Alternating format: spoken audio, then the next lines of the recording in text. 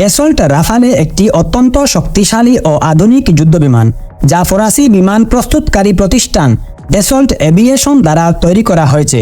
এর নাম রাফালে ফরাসি ভাষা থেকে নেওয়া হয়েছে, যার অর্থ ঝড়ের প্রবাহ বা তীব্র বাতাস। 1980-এর দশকে ফরাসি বিমান বাহিনী এবং নৌবাহিনীর চাহিদা পূরণে একই প্ল্যাটফর্মে বিভিন্ন ধরনের মিশন চালানোর জন্য এটি তৈরি শুরু করা হয়।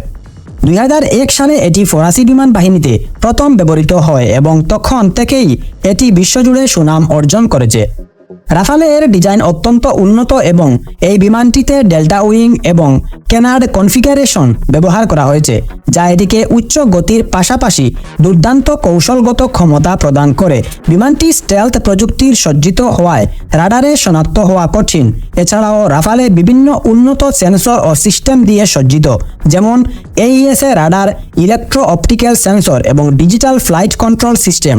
এর মধ্যে একটি উন্নত ইলেকট্রনিক যুদ্ধ সিস্টেম রয়েছে, যা শত্রুর আক্রমণ থেকে নিজেকে সুরক্ষিত রাখতে সাহায্য করে এবং যুদ্ধে চমৎকার সহায়তা প্রদান করে।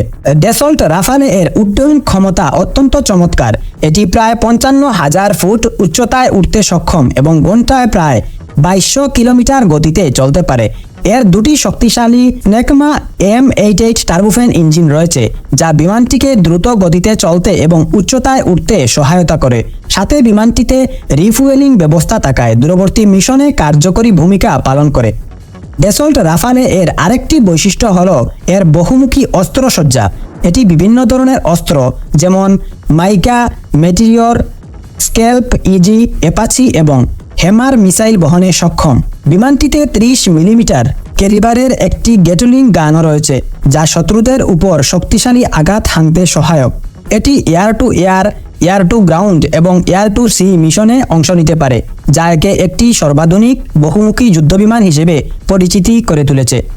বিশেষ ক্ষেত্রে এটি পারমাণবিক অস্ত্রও বহন করতে সক্ষম, যা এটিকে আরও শক্তিশালী করে তোলে।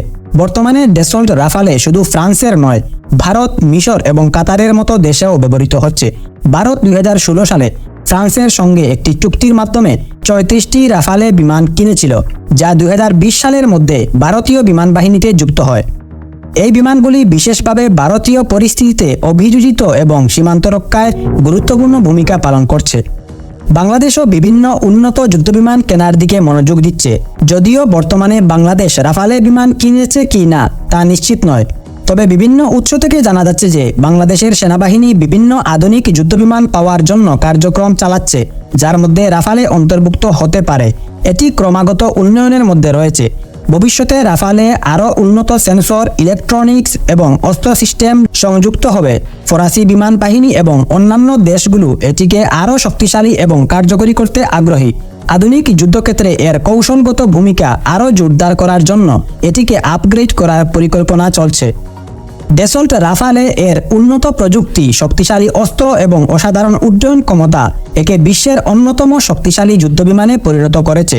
এর বহুমুখী কার্যক্ষমতা এবং আধুনিক প্রযুক্তি যে কোনো যুদ্ধক্ষেত্রে এটিকে অপরিহার্য করে তোলে।